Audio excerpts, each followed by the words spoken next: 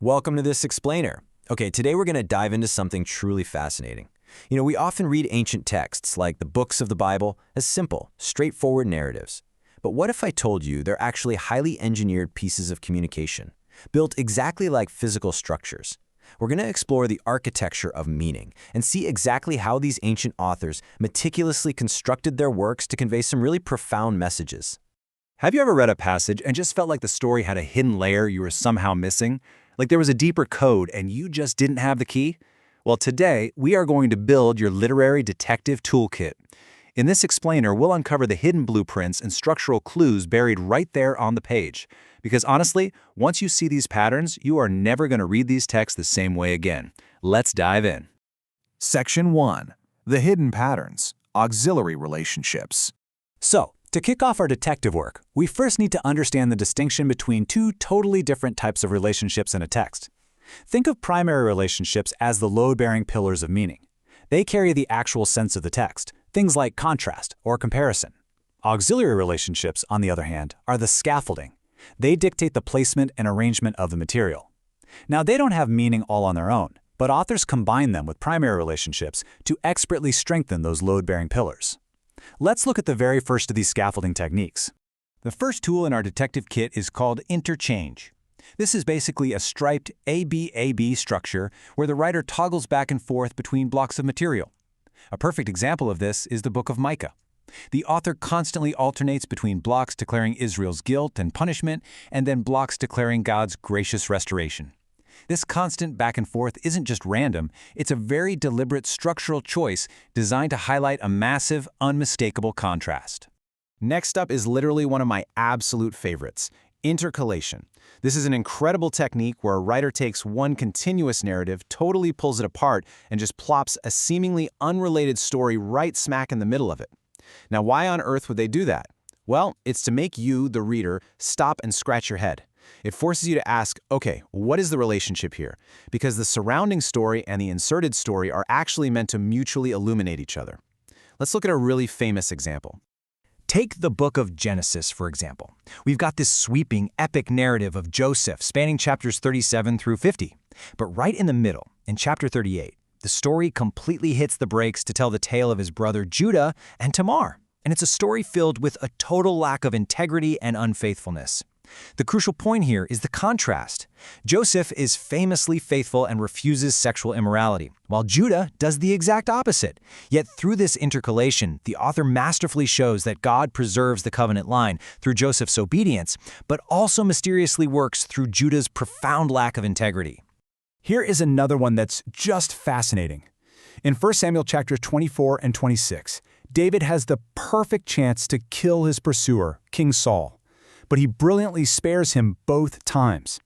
Sandwiched right in between those two events, in chapter 25, is the story of Nabal, a guy whose name literally translates to fool. Nabal returns evil for good, which angers David to the point of near murder, until Abigail intervenes, reminding David that the Lord is actively restraining him from blood guilt. This intercalated story of a fool illuminates the surrounding chapters perfectly. It shows us Saul is acting exactly like Nabal the fool, and it proves that God is actively giving David the grace to not kill the Lord's anointed. Okay, let's move on to our next tool and see how this builds our understanding. We have chiasm. This was a hugely popular structure in the ancient world.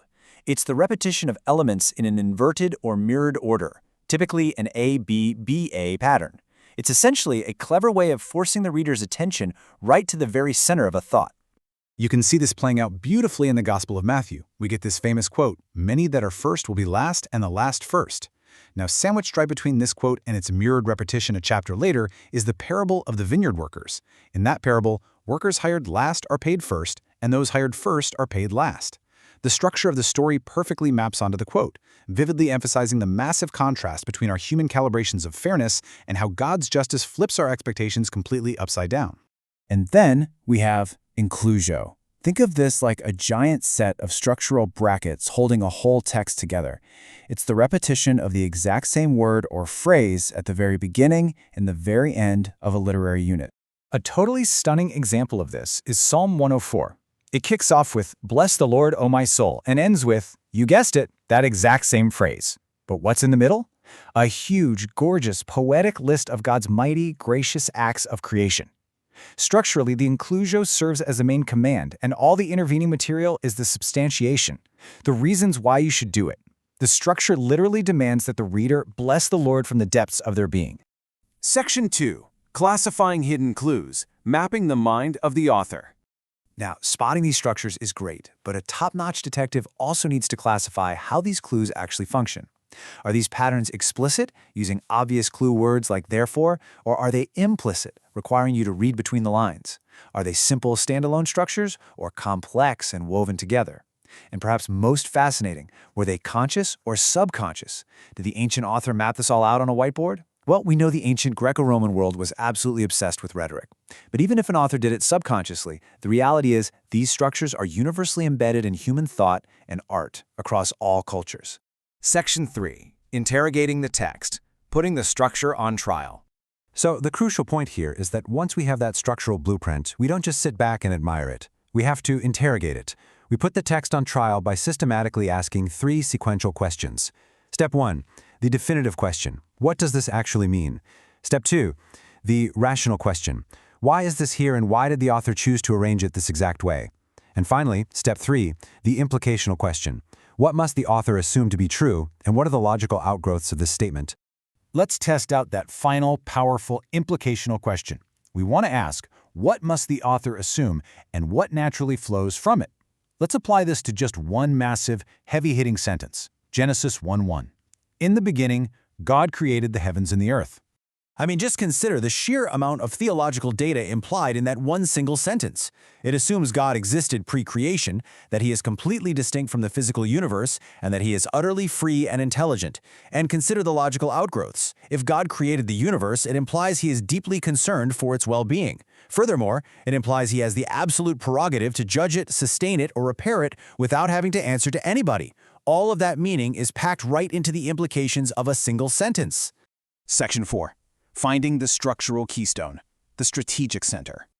All of this careful detective work, finding the structures, classifying them, putting them on trial, it all leads us to one ultimate goal, finding the structural keystone.